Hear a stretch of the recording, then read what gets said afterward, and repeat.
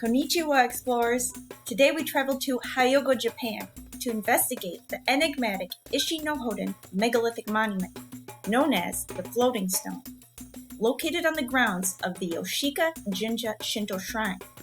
Today I will first present to you our expedition footage. Then I will discuss my theory as to what exactly this bizarre site is. Kanpai, let's go. I'm Lex Levy, and this is Ancient Odysseys. Today, we're here at Ishi-no-Hoden, monolithic monument.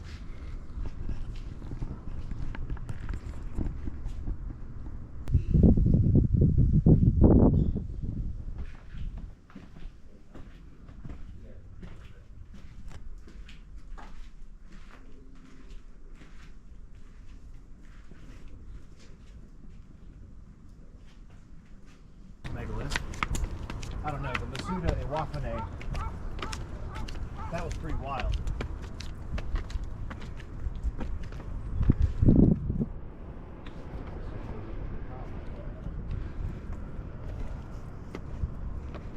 Oh yeah, you can see it from here. Cool.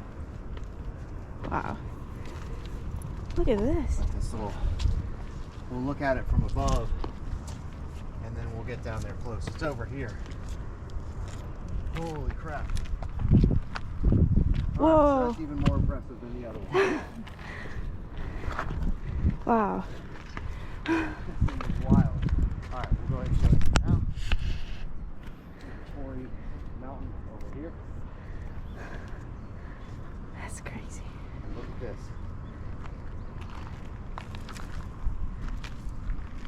The Ishi-no-Hoden, otherwise known as the Floating Stone.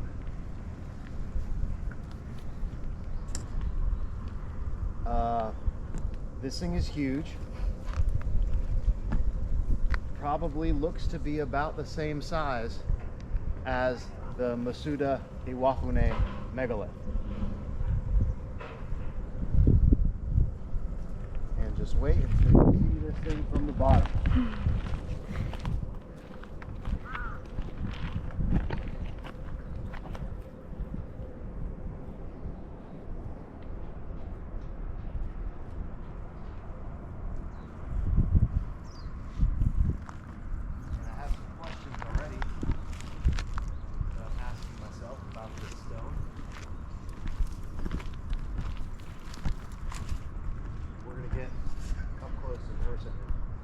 Just a minute, we were just waiting for another group to finish up.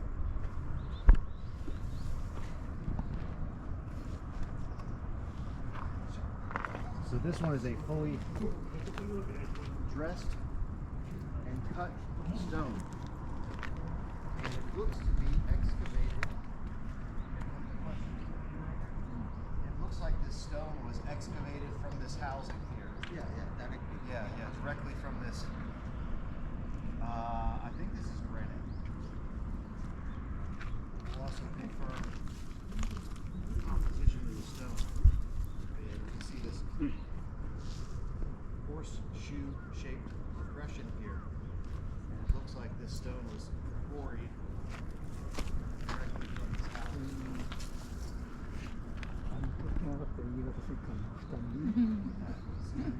Right? Konnichiwa. Welcome. Hi, arigatou gozaimasu.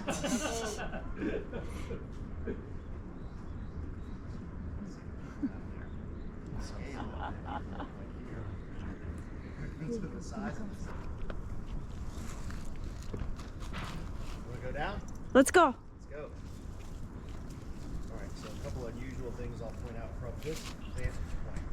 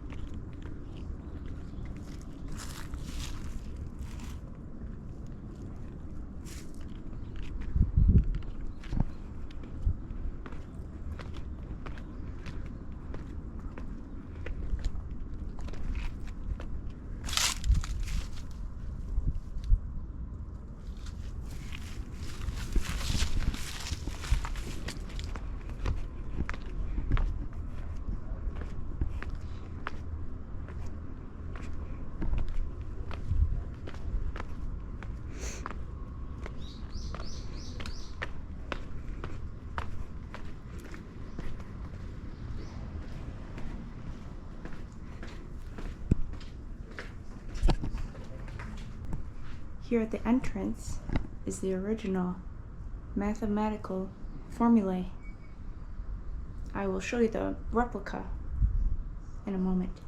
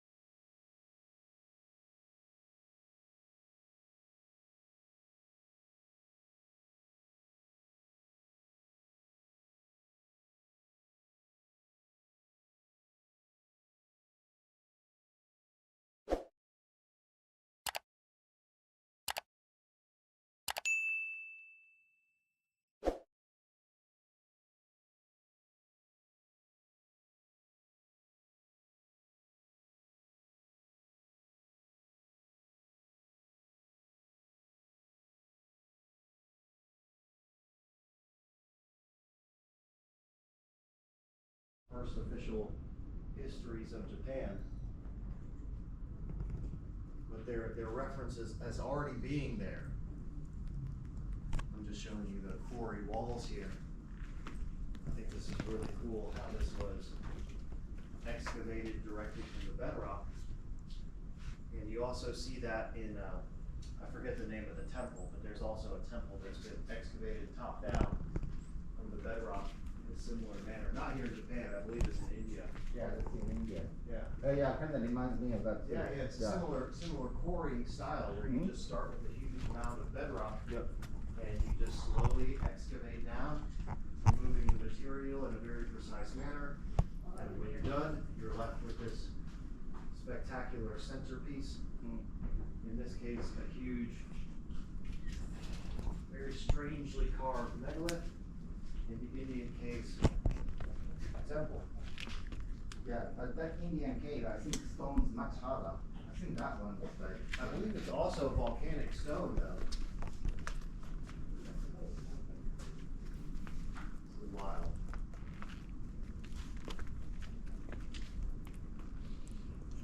Let's see if I can get a good shot from underneath here.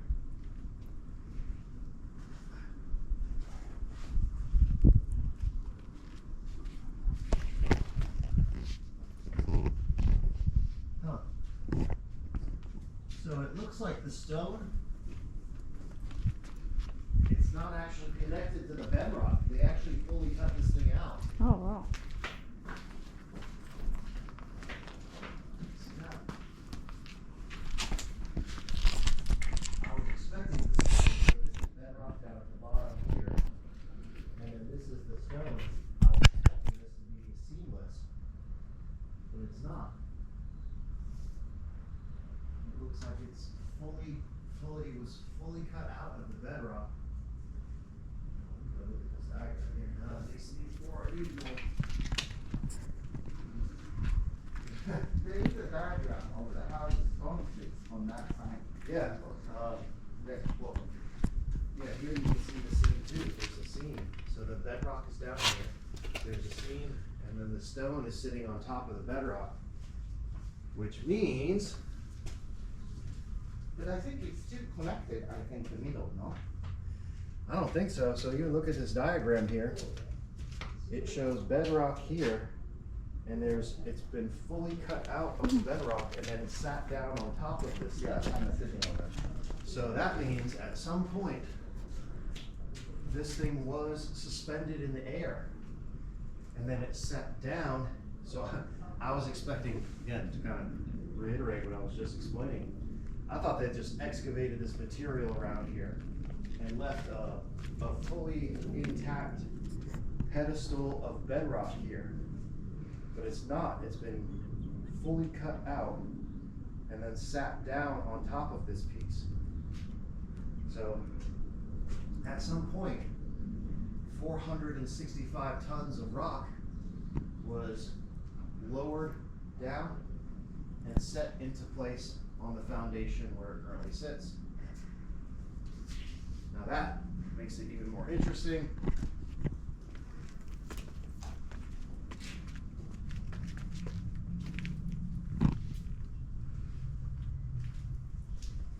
This also kind of reminds me of the site that we saw yesterday, the Shatra Pagoda that was carved out of the bedrock. Oh, yeah. And just sitting in the center, it's a similar concept. You'll see that. I'm not sure if you've seen it yet or if it's going to come up later in the series, but this thing is wild.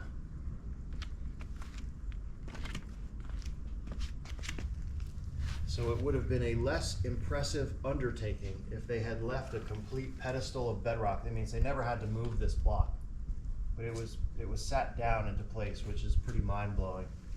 465 tons. Wow. Yeah, you can really see the seam here. The academic view of whether or not this megalith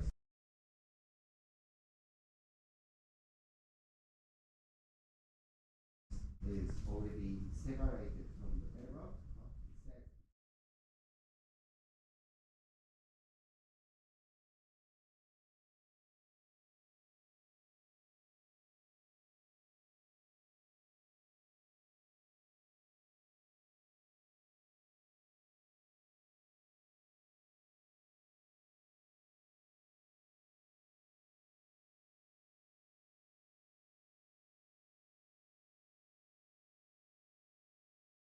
And there's like small pebbles and stuff in there.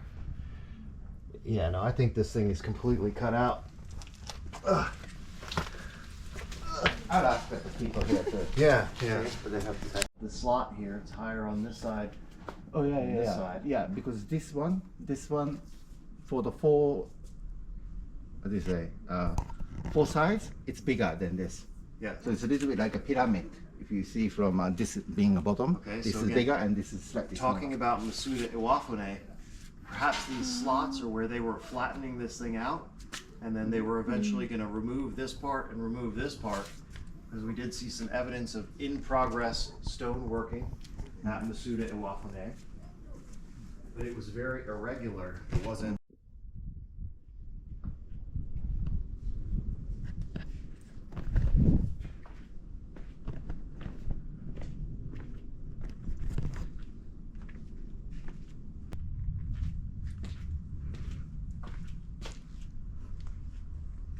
I'm Lex Levy, and this is Ancient Odysseys. Today we're here at the Ishi-no-Hoden megalith. It's also known as the floating stone. It's a monolith made out of tough volcanic ash that's been lithified.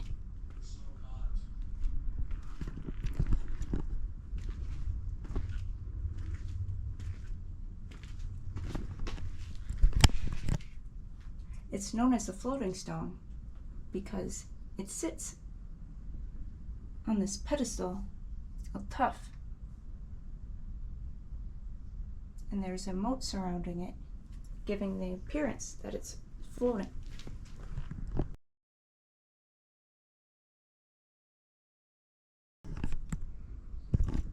Today, it is a Shinto shrine.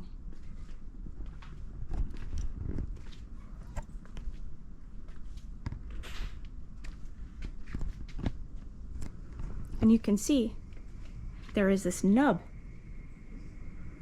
that may have acted as a lifting boss.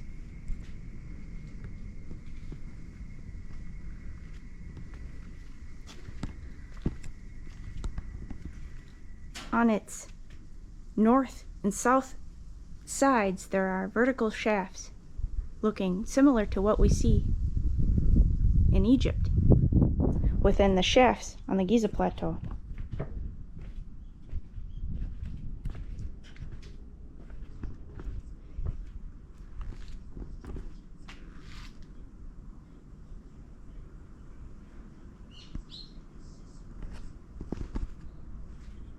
It's located next to a tough quarry.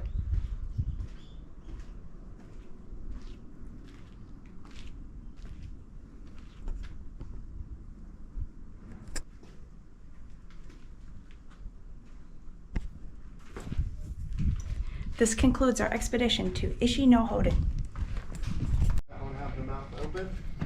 Yeah, on the right.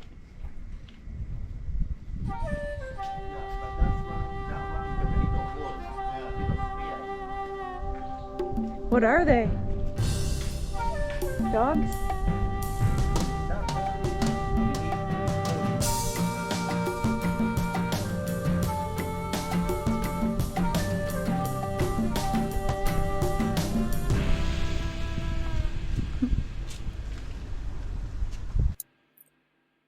After investigating the Ishi-no-Hoden floating stone, we found several clues pointing to what exactly this mysterious site is. I believe this site to be an abandoned quarrying project, and here's why. 1. The monolith is carved out from the side of the mountain. 2. A pedestal of stone is left underneath the monolith, giving the illusion that it's floating. It's known as the floating stone because it sits on this pedestal of tuff, and there's a moat surrounding it, giving the appearance that it's floating. A floating stone is a masonry term in which a natural horizontal cleave or fissure is present in the rock and can be used advantageously when quarrying. It is an efficient way to extract the stone. It's actually the term used by a masonry, Okay. stonemason, that when there is a crack, straight like a crack goes like the bottom of that stone. Yes, yes. Yeah, and that itself is calling floating stone. Okay. Yeah. So basically, to say that it is not cut, I checked with the Miko, the lady. If it's cut, it says it's not cut. It's just still cracked. It's probably a on the natural. bottom. Yeah, cracked. Yeah. 3. A nub was left intentionally in an appropriate location on the monolith that could act as a lifting boss, in which ropes or lever could be utilized for mechanical advantage. And you can see there is this nub that may have acted as a lifting boss.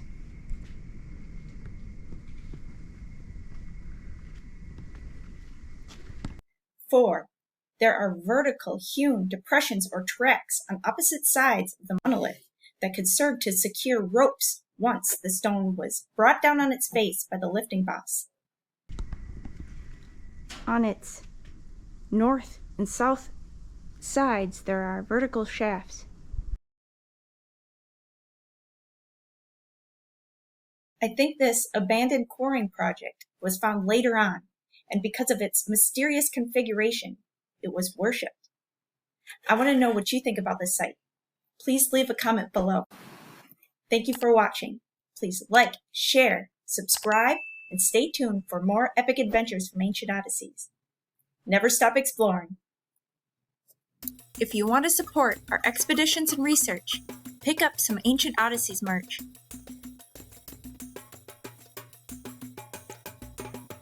I have a new collection that features my photography from our adventures. This is a photo I took of the Sistrum columns within the Hathor Temple in Dendera on our 2024 Upper Egypt expedition. New Explorer packs are now available. Thank you all very much for your support.